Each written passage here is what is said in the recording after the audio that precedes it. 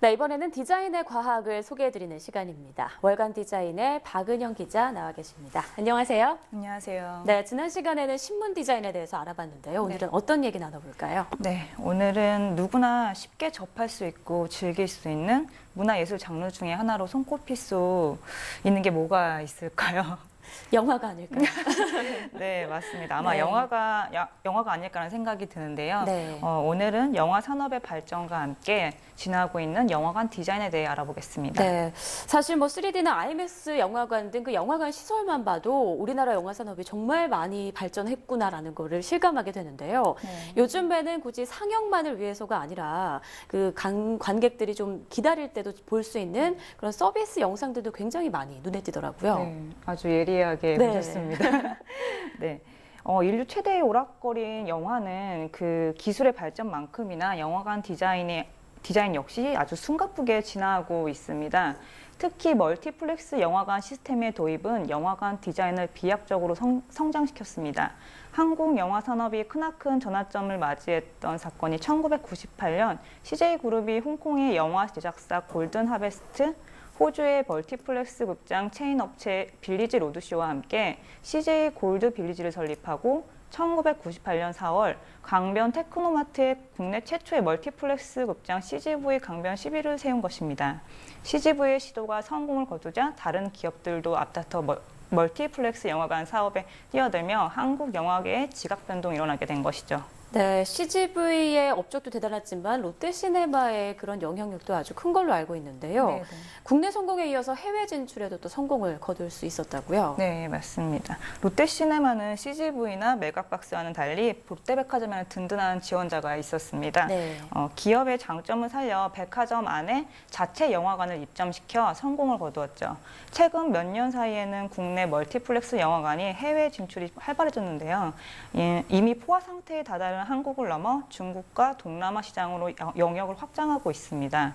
롯데시네마는 2008년 베트남 현지에서 영화관 사업을 하던 한국 기업 DMC를 인수해 베트남 시장을 공략하며 처음 해외 진출했습니다. 중국과 베트남에 17개관을 운영하고 있는데요. 특히 롯데시네마 텐진관의 디자인 전략이 눈에 띕니다. 동물들의 경주 트랙이 디자인 콘셉트인데요.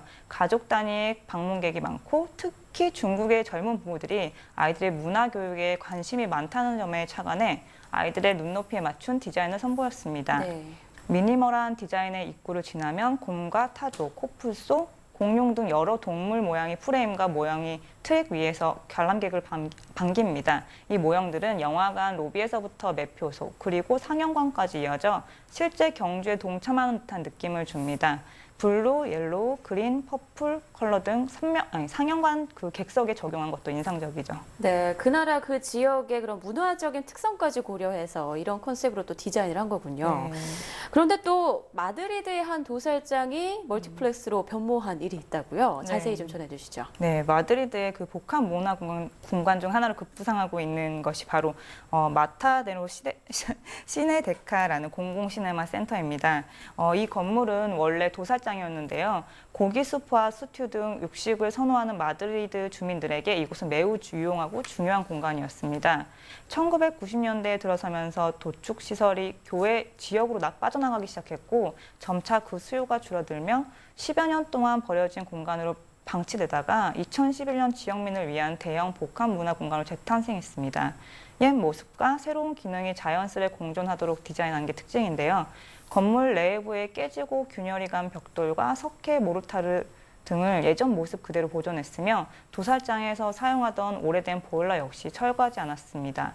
영화 속에 등장하는 마법 같은 역광과 극적인 명암 대비로 분위기를 주었고 주변에서 흔히 볼 수 있는 오렌지색 정원용 호스를 니트를 짜듯이 엮어서 호스 안에는 전면하는 LED 조명을 설치했습니다. 네. 이렇게 만든 통로와 계단 등이 서로 어우러져 공간을 상징하는 오브제이자 구조물로 완성됐습니다. 네, 뭐 지금까지의 사례만 봐도 영화관은 이제 영화만 보기 위한 공간은 아니다라는 생각이 드는데요. 영화보다도 더 좀 흥미로운 이야기가 담긴 곳도 있다고요? 네, 영화관 그 디자인 자체가 볼거리 몇 곳을 소개하며 마치겠습니다.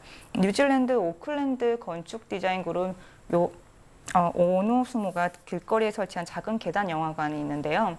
이는 사람들이 하나같이 스마트폰 같은 개인 미디어에만 열중하는 것을 보고 사람들에게 교류의 장을 마련해주고자 만든 공간입니다. 한 건물의 계단 위에 목재로 틀을 세우고 방수천으로 지붕을 씌운 뒤 그 안에 모니터를 달았습니다. 이곳에서는 온라인 공유를 목적으로 제작한 단편 영화를 상영하는데 이는 저작권 문제를 해결하는 동시에 가상 공간에서 이루어지던 대화를 현실로 끌어들였다는 점에서 의미가 있습니다. 네, 참 재밌네요.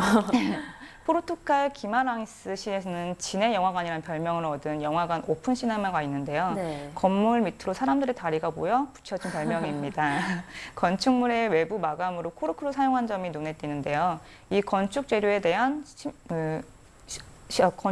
실험인 동시에 세계에서 가장 큰 코르크 생산지인 포르투갈의 산업 현황을 반영한 것이기도 합니다. 참 재밌네요. 뉴질랜드나 포르투갈에 가면 소개해 주신 영화관을 한번 꼭 방문해 보고 싶네요. 꼭 방문해 보세요. 네, 알겠습니다. 사람들은 흔히 영화를 꿈의 공장에 비유합니다. 영화가 꿈의 공장이라면 영화관은 그 공장에서 만든 상품을 진열해 놓는 전문 매장쯤 되지 않을까 이런 생각이 드는데요. 소비자의 마음을 끌기 위한 매장 전략이 있듯이 멀티플렉스 영화관에도 사람들을 매혹시키는 다양한 전략이 존재하고 있다는 걸 알게 됐네요. 네, 오늘도 좋은 말씀 고맙습니다.